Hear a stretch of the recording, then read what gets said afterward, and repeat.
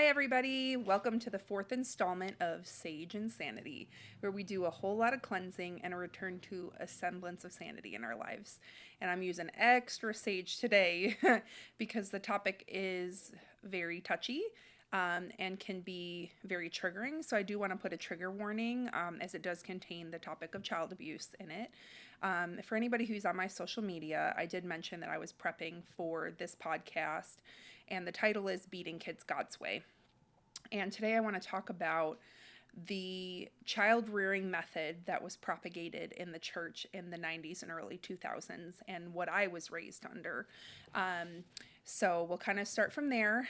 And again, if child abuse or beatings, that kind of thing is a trigger for you, you might want to just turn off this podcast. But so growing up in the church, most parents that I knew of, at least in my church, but I know a lot of other churches, really held to the growing kids God's way mentality of child rearing. And they encouraged corporal punishment. There was like a whole chapter in the book about how to properly discipline your child as to not leave marks on your child. So you were not supposed to discipline with a belt because that could leave welts. You're supposed to use XYZ so you could still beat your child, but basically not leave a mark so that you could kind of get away with it. And I am not sure, what parents were setting out to abuse their children. I can't speak for them. I know with my parents, I don't think that they set out with an intention or desire to harm us, but it did. That mentality and that way of child rearing was very traumatic, to be honest. And because I was the very vocal one of the kids, I was constantly in trouble. I was constantly getting spankings and beatings, and it was very scary as a child. It was very scary. And we, as a collective group of siblings, we did not misbehave in public because we knew what misbehaving in public would mean. So outwardly, we looked like literally the perfect family, the perfect children. But inwardly and behind closed doors, there was a lot of kind of scary things that were happening. And again, I want to caveat, I don't think that my parents had the intention of abusing us or causing us harm or desire to cause us harm, but because this was what was being taught in the church and this was the right way to train your children under God, that mentality, train a child in the way he should go, and when he is old, he will not depart from it. Save the rod, spoil the child. They would take that verse and literally run with it. And when I was watching that Shiny Happy People, there was videos of pastors who were doing trainings for parents to literally properly beat your child. And it was really gross and really disgusting. There was this one clip where this pastor was like, and sometimes if you pause in between the beating, some good psychological torture is not bad or whatever. And it was just this whole mentality for a long time. And it was back when it was okay to use corporal punishment with your children. Now that's very taboo. And my generation is more looking into a gentle parenting approach. It is actually funny. I've threatened a couple times jokingly to pow my daughter, and she's literally said, "You don't do that, Mom." 'Cause she knows I don't. I don't find spanking or hitting your child to be a constructive or positive form of punishment. I think that it just causes fear and panic in a child, and I know it did for me. I didn't respect my parents, I feared them.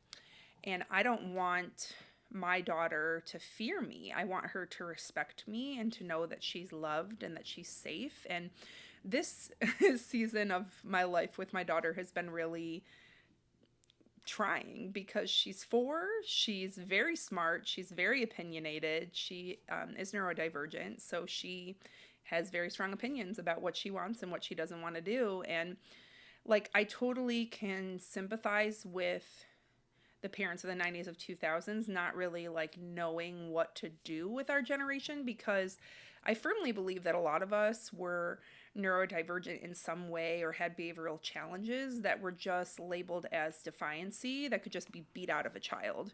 But really, a lot of us were on the spectrum, ADHD, etc. And there is way more constructive ways to handle punishing your children and correcting your children. And I find it quite disgusting that that was the mentality for decades. And I'm sure that, like, my parents, I mean, that wasn't a taboo thing at all. Like, they were all spanked, and their parents were spanked, and their parents were spanked, and it was just kind of the thing that was done. But it was very crushing to a child, and it really just brought a lot of fear and lack of confidence and desire for perfectionism. I have grown up with this deep, abiding desire to do everything perfect, like to not make a mistake. And I think that type of discipline, that corporal punishment mentality, just totally brings about a lack of confidence and fear and shame and perfectionism in a child that continues on, as you grow up. And I'm very thankful that even though there was quote unquote beatings or spankings in my family, that I didn't have it as bad as some other children and families. Like, I've heard of children that were beaten so bad with that mentality that they lost their lives. And I'm really thankful that that was not my experience. But it was definitely authoritarian control. Like, the other thing that Growing Kids God's Way taught our parents was that children had to respect and obey right away, first time, every time. We could not interrupt them when they were conversating with other adults. We would have to literally put our arm on their shoulder or their arm and wait for them to acknowledge us before that we could speak. So sometimes it would take a while. For me as a little kid, it felt like 30 minutes. It probably was like 2. But sometimes it just felt like, especially with our dad, that he would just wait the longest amount of time to acknowledge me. And it just felt really like I felt so small. I felt like invisible. I felt like not important. And like, I understand the mentality of wanting your children to be respectful, but to that level of control, it was too much. It was insane. Like, when my daughter comes up to me when I'm talking to people, occasionally I'll be like, hey, wait 1 second, Aurora.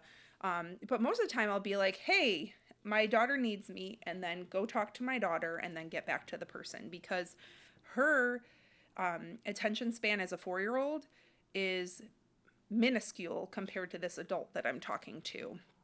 So the way that I'm trying to go about raising my daughter is completely different than what I grew up in. I absolutely do not believe in corporal punishment. I absolutely do not believe and denounce that whole save the rod, spoil the child mentality. It is so detrimental and so devastating. And I feel bad for a lot of our parents, because that's what they were taught was the right way to raise children in the church, the right way to raise children under God. And I really feel like they were disserviced and lied to in a lot of ways by leaders in the church, in the Christian community. And I honestly disdain that Growing Kids God's Way curriculum was ever written, because I know so many people whose lives it devastated. So I'm very thankful, again, to be in a more evolved or critical thinking way of parenting. I know there's things that I have failed on, and someday my daughter's probably going to tell me all the things that I failed with her, but I don't want to have her grow up fearing me. I want her to be able to come to me with anything. I feel like that kind of discipline just propagated a desire to be silent and to not be honest with your parents, because if you were honest with them, you were physically punished for doing wrong, because that's what they were taught to do. And I know there's probably things that I could have shared with or told my parents that I was too afraid to do, because I was worried about the ramifications of that. And I want my daughter to be able to come to me with anything, whether she feels like she's made a mistake. And whenever she does make a mistake, I always try to tell her, hey, like, tomorrow is a new day. We get a chance to make different choices, and this is just a choice. And we could choose differently moving forward, and that's really what I want to instill in her. So I'm sure there's probably a lot more that can be said, but I'll leave that with what I've shared already. And I am so appreciative that people are listening, that they want to hear my story, and I hope you all have a wonderful day. Much love and light.